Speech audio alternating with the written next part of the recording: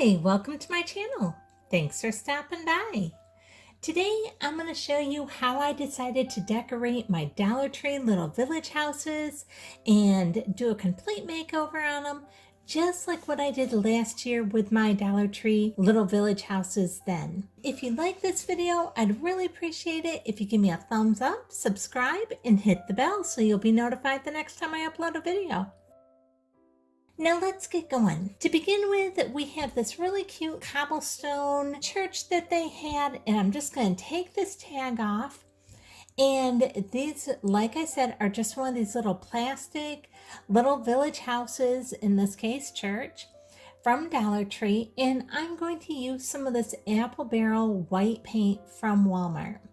Now this is in the matte paint, and last year I did not use the matte paint. And so this will be my first year using the matte paint on these. So I'm going to tell you what I liked and what I didn't like about it. One, the matte paint sticks to these very, very easily.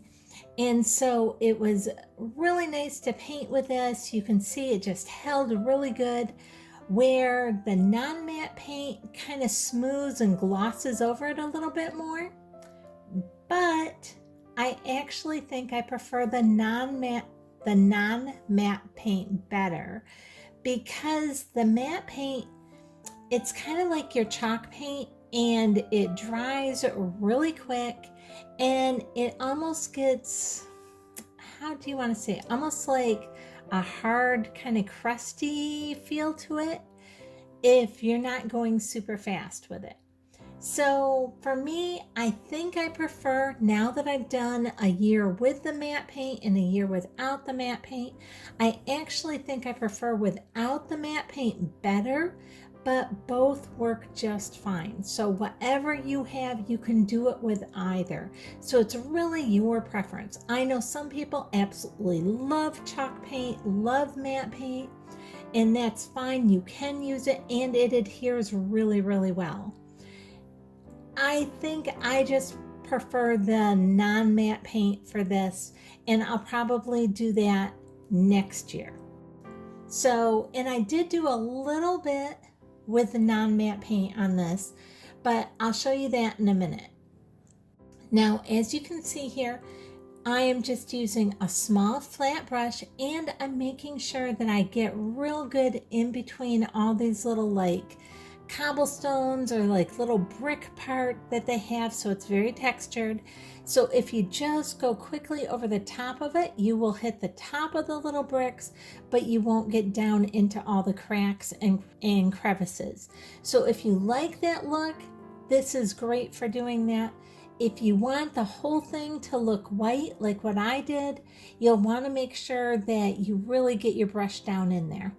And you'll want to use quite a bit of paint on your brush while doing it. Now this is great because I decided I wanted this church to look like one of those little country churches that you see on all the postcards and everything. So not only did I want my church all white, this base part, all except for the steps, I'm painting all that in the same color white. Now I know you're probably going, well, it was already white on that part. And that's true, and it was, but that plastic white that they have, that all their white portions are made out of, has kind of a, oh, you can almost see through it. It's kind of like a grayish white, and it's not an attractive, pretty white at all. So I wanted to go ahead and paint everything that was white. I painted all with the same color white. And because I'm painting so much of it white, I am not being super careful. Now, like last year, you know, I was like, be really careful and try not to go outside your lines or anything. This year, I am not doing that. You can see here, this looks like, what on earth did a kindergarten do this? And so I just slapped that white on there. Now I'm going to use the Deco Art Americana in the black paint. This is not the matte paint. This is the regular acrylic paint. And this I like much better for these. I loved how the black just kind of very smoothly glided across the top of the roof here. It was very easy to coat, even with the texture, and it still dries nice and quick, but it doesn't get kind of like this crusty part on it like what the matte paint does. So for me, myself, I much prefer just your regular acrylic paint. And I went ahead and I'm doing the whole entire top of the roof in the black. And now you'll see, now I start to be really careful as I'm going along these edges of the roof peak. And I kind of flip it over and make sure that I get this underside. And I just use the very tip of my brush to get all this part in the black as well. Because now I'm being careful because I don't want to get this black on our white. Now, if you do happen to get a little bit of the black on the white, don't worry about it. You can go back through and touch it up. This paint is so easy to touch up. And you can see I'm just using the very tip of this brush, and this is an angled brush that I picked up at Walmart, and this is in a pack of, I think there's a pack of 8 or 10, and it's only like $4 or $5. It's very inexpensive for this whole pack, and these are really great brushes for this. Now you can see even this bottom edge of the roof here going along here, and you can see how I got white all over this, and why I said that's no problem, because this black is covering that up. No problem whatsoever. And I love these angle brushes because you can really just use the very tip of it and do very fine detail work, or you can use the wider part and do a wide angle or a wide portion of whatever it is you need to do. Now I'm going all along this whole entire roof line. I'll show you one more time this under eave part here and how easily that is, especially with these angle brushes, to go ahead and get all that.